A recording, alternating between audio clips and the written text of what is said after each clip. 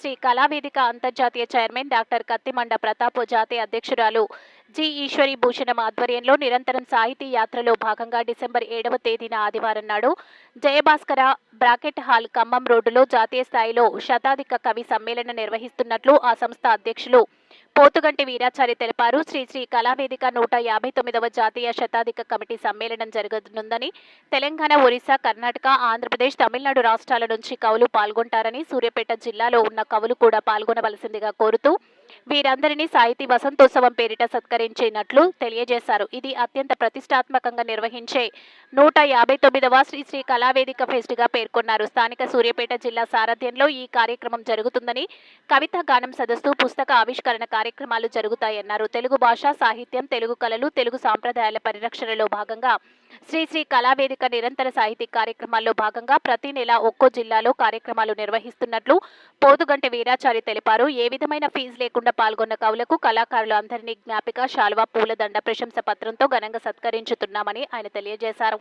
ఈ కార్యక్రమంలో అధ్యక్షులు పోతుగంటి వీరాచారి, కన్వీనర్ హమీద్ ఖాన్, ఉపాధ్యక్షులు గుండెపురి ఉపేంద్రచారి, దురుజసోజు శ్రీనివాసాచారి, మహిళా అధ్యక్షురాలు పూసోజు పద్మ, కార్యదర్శి నల్లగొండ జ్వాల, వనం మంచు భార్గవి, శివరాత్రి వెంకన్న, హలీముద్దీన్, లింగాల శ్రీనివాస్ తదితరులు పాల్గొన్నారు. శ్రీశ్రీ గురించి చెప్పాలంటే కొన్ని గంటలు పడుతుంది. ఆయన రచించినటువంటి మహాప్రస్థానం అనేది చాలా పెద్ద గ్రంథము. అందుకే ఆయనను ప్రజాకవి అని పిలిచారు. దేశ చరిత్రలు అనే కవితలో ఆయన రాశాడు. ఏ దేశ చరిత్ర చూసినా ఏమున్నది గర్వకారణం, నరజాతి చరిత్ర సమస్తం పరపీడన పరాయణత్వం, నరజాతి చరిత్ర సమస్తం పరస్పర హరణోద్యోగం అని చాలా ఘాటుగా ప్రజల సమస్యల గురించి వివరించినటువంటి గొప్ప కవి శ్రీశ్రీ. ఆయన ఇంకా చాలా విషయాలు చెప్పాడు. మరి అవన్నీ చెప్పాలంటే సమయం లేదు. మరి వీరాచారి గారు ఈ సందర్భంగా కొన్ని విషయాలు మాట్లాడాలని కోరుతున్నాం. నాడు జయభాస్కర పంచనాల్లో 159వ శతాధిక కవి సమ్మేళనం నిర్వహిస్తున్నాం. తెలుగు రాష్ట్రాల నుండే కాకుండా తమిళనాడు, కర్ణాటక రాష్ట్రాల నుండి, ఒరిస్సా నుండి కూడా కవులు వస్తున్నారు. సూర్యాపేట జిల్లా కవులు కూడా అధిక సంఖ్యలో పాల్గొని విజయవంతం చేయవలసిందిగా కోరుతున్నాం. శ్రీ కళావేదిక అంతర్జాతీయ చైర్మన్ కత్తిమండ ప్రతాప్ గారి ఆధ్వర్యంలో సూర్యాపేట జిల్లా సహకారంతో జరుగుతున్నట్టు ఈ కార్యక్రమం తెలుగు భాషను, తెలుగు సాహిత్యాన్ని కాపాడాలన్న ఉద్దేశంతో ఈ కవితోత్సవం నిర్వహిస్తున్నాం. అలాగే ఎటువంటి ఫీజు లేకుండా భోజన సదుపాయం కూడా కల్పిస్తున్నాం. వచ్చిన కవికి షాల్వాతో, పూలదండతో ఘనంగా, మెమోటోతో ఘనంగా సత్కరిస్తున్నామని తెలియజేస్తున్నాం.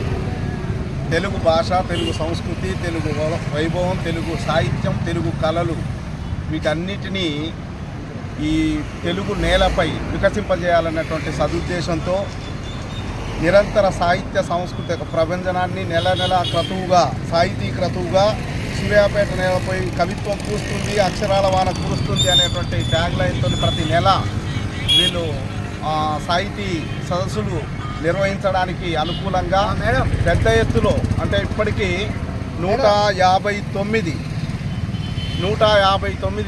శతాధిక కవి సమ్మేళనాలు, అంటే దాదాపు 100 మంది కవులకు పైగా ప్రతిసారి అందరినీ కలిపి ఒకే వేదిక పైన సామాజిక సమస్యల మీద ఇటైన సైతం సాహిత్యం అనేటువంటి కోణంలో ఎన్నో రకాలుగా నిర్వహిస్తున్నటువంటి సాహితీ సదస్సును దిగ్విజయం చేయడానికి ఈ సూర్యాపేట నుండి కూడా అధిక సంఖ్యలో కవులు పాల్గొని ఈ యొక్క సాహితీ సదస్సును, శతాధిక కవి సమ్మేళనాలు విజయవంతం చేయాలని కోరుకుంటూ ఈ అవకాశం ఇచ్చినటువంటి